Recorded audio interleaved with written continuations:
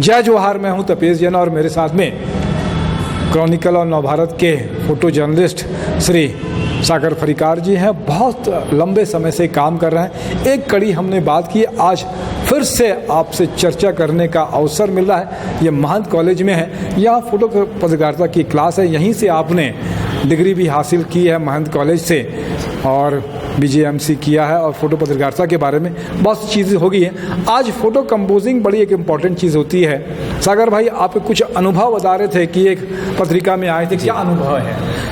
हाँ, हुआ ये था सर कि पत्रिका जब नया नया लॉन्च हुआ था, उस समय दादा के वो एक फोटोग्राफर थे, उनको यहाँ पर पत्रिका वाले लेके आए थे। तो अक्सर उनका क्या होता था, घूमना मेरे साथ होता था। वो अक्सर बोलते थे चलो सागर जी कहीं घूम के आते हैं करके। तो यहाँ पर श्याम टाक के पास में आउटडोर स्टेडियम है, वहाँ पर एक फिल्म की शूटिंग चल रही थी। उस दौरान सीन ये था कि आग के ब्लो हो रहे हैं और उसमें मतलब हम लोग को मतलब फ़ोटो खींचना था। तो पहले मतलब मैंने खींचा फ़ोटो, तो मेरे में मतलब कुछ कमी रह गई कि एक ही तरफ का आग ब्लो दिख रहा है और हल्की सी हीरोइन दिख रही थी बस। और उसी को जब दादा जब एक्सपोज किए तो मैं उनका फ़ोटो देखते रह गया सर। हुआ ये कि आग की दोनों तरफ की लपटें दिख रही हैं, उस बीच में उसका चेहरा दिख रहा है हीरोइन का। तो मतलब वो टाइमिंग का जो खेल, जो फ़ोटो उन्होंने लिया था उस टाइमिंग को, वो वाकई काबिल तारीफ था सर। बहुत अच्छा लगता है कि सिर्फ कंपोजिंग दादा मतलब बंगाली थे, वो कलकत्ता से आए थे, ज़्यादा उम्र नहीं थी। ऐसे ही कुछ और प्रसंग याद करें कि आपने खींचा और दूसरों ने खींचा, क्या डिफरेंट कोई प्रसंग याद आता? वैसे ही टाइम्स ऑफ इंडिया के एक भैया थे अमितेश भारद्वाज जी, वो भी यहाँ लंबे समय तक, यहाँ जब टाइम्स ऑफ इंडिया लॉन्च हुआ उसके बाद वो लंबे समय तक जो यहाँ काम किए, और उनके साथ भी मुझे ऐसे ही मतलब समय बिताने का मौका मिला। और होता ये था कि मैं सुबह से आ जाता था और भैया के साथ चलिए भैया कहीं घूम के आते हैं करके। वो अक्सर वो क्या है, ऑफ बीट और मतलब अलग टाइप की फ़ोटो पे काम करते थे, तो उनसे बहुत कुछ सीखने का मिला। एक बार क्या हुआ, वो मतलब हमेशा यूथ के ऊपर काम करते थे वो। तो जैसे हम लोग गए, एक मरीन ड्राइव में एक बड़ी रैली निकलने वाली थी, नारायणा हृदयालय वाला, जो मतलब हृदय दिवस पे वो एक रैली थी, हाँ हार्ट डे पे। तो वहाँ पर ये हुआ, अब सब अपने अपने एंगल से खींच रहे हैं। अब भैया चुपचाप खड़े हैं। मैं उनसे पूछा क्या हो गया भैया, आप क्यों नहीं एक्सपोज कर रहे हैं? तो बोले मैं यार कुछ अलग करना चाह रहा हूँ, मैं देख रहा हूँ ऐसे करके।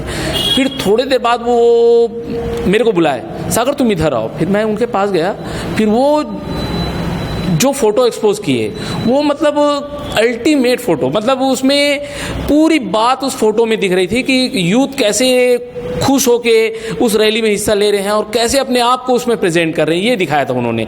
बाद में उसी फ़ोटो को मतलब उसने मेरे को भी बोला भैया ने कि इस फ़ोटो को आप एक्सपोज करो, और सेम बता रहा हूँ, उसने उन्होंने जैसा एक्सपोज किया था उसने वो तरीका बताया, और वो वैसे ही यूथ को मोटिवेट किए कि ऐसा ऐसा कीजिए, फ़ोटो एक्सपोज करेंगे।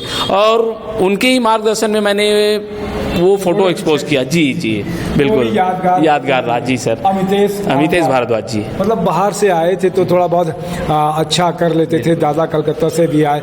छत्तीसगढ़ में भी अगर देखें फोटो जर्नलिज्म और फोटो पत्रकारिता में क्या कुछ याद आता है, क्योंकि आप बहुत लंबे समय से 92 से कर रहे हैं, तो कुछ फोटो जर्नलिस्ट को याद? जैसे फोटो जर्नलिस्ट में बोला जाए तो एस अहमद जी हैं, जो काफ़ी जनसंपर्क जी काफ़ी लंबे समय तक काम किए हैं। और विनय शर्मा जी हैं। विनय शर्मा के साथ मुझे काफ़ी समय मतलब काम करने का मौका मिला साथ में उनके। हालांकि मैं उस अखबार में नहीं था, लेकिन उनके साथ में प्रेस क्लब में उठना बैठना और जो उनकी बातें थी वो शेयर करते थे, वो मतलब सीखने को मिला। और रुपेश यादव जी हैं, जिनका फ़ोटो को आज ही हाल में फ़ोटो ऑफ द मंथ के नाम से उनको मतलब अवार्ड दिया गया है। उनकी फ़ोटोग्राफी मतलब देखने लायक रहती है, और वो ज़्यादातर वाइल्ड लाइफ फोटोग्राफी करते हैं, तो उनकी भी फ़ोटो की उनके पास में लेंस बहुत सारे हैं। जी कैमरे भी बहुत सारे कैमरे हैं, बहुत सारे लेंस है सर के पास। मतलब एक लेंस और इसका कैमरे का अद्भुत संग्रह है सर के पास। बहुत अच्छा लगता है। और किसको बसंत दीवान जी को शायद आपने देखा? जी बसंत दीवान जी को देखा। सुनील कुमार जी की तो बात ही अलग है सर। उनकी फोटोग्राफी मतलब फ़ोटो को पहचानने की कला जो है सुनील कुमार सर में है। वो मतलब फ़ोटो को मतलब ऐसा है कि हर कोई फ़ोटो की भाषा को नहीं समझ पाता, लेकिन वो फ़ोटो को देखते ही उसकी भाषा समझ जाते हैं और उस पर एक अपना जो ओपिनियन देते हैं वो काबिल तारीफ रहता है सर। बहुत अच्छी है। गोकुल भाई की पिछले बार आपने बात की थी, 40 साल हो गए जी, आपको जी। भी, और वो भी क्लासिक है। जी, गोकुल सर की तो बात ही अलग है सर, वो अभी भी लेजेंड ऑफ क्लासिक हैं और उनकी बात ही अलग है। और वो अभी भी उनसे सर उनकी फ़ोटो देखते ही, जैसे मैं उसी अखबार में हूँ जहाँ गोकुल सर हैं, तो शाम को जैसे मैं अपने ऑफिस पहुँचता हूँ फ़ोटो अपलोड करते समय, तो उनकी फ़ोटो को मैं देखता हूँ कि ऐसी क्या बात है, और उनकी फ़ोटो में हमेशा एक नयापन देखने को मिलता है सर। बहुत अच्छी बात है कि ऐसे बहुत सारे लीजेंड है और भी बहुत सारे लोग काम कर रहे हैं छत्तीसगढ़ में। प्रदीप डरसिन्हा, महादेव तिवारी हैं। इसके अलावा अगर बहुत सारा नाम लें, अगर सन लोखंडे और श्रीकांत मिश्रा की जो अभी डेथ हुई है, जाकिर भाई हैं, मतलब बहुत सारे, मुझे लगता है कि जावेद भाई, मैं समझ जावेद खान तरुण छत्तीसगढ़ में लंबे समय से काम कर रहे हैं, कि ऐसे और भी मेरे को लगता है कि कई सारे रमन हैं अभी। जी, बहुत से ऐसे फोटोग्राफर हैं अभी जो फोटो पत्रकार हैं, जो फोटो जर्नलिज्म पे काम कर रहे हैं। उसमें बहुत से अच्छे, मतलब अभी उत्कृष्ट कहा जाए तो जैसे अभी पुराने में जैसे गोकुल सर हैं, रुपेश सर हैं, विनय शर्मा जी हैं, और भी जैसे बहुत से ऐसे कि अभी फील्ड को चेंज कर दिए हैं। और लेकिन अभी के तौर पे सर फोटोग्राफी वाकई एक काफ़ी चैलेंज का काम हो गया है। बहुत अच्छी बात है। चुनौती तो पहले भी था, लेकिन इसमें काम करने का भी बड़ा आनंद आता है, मज़ा आता है। आपने समय दिया सागर भाई, सागर फरीकार जी ने, उनका धन्यवाद।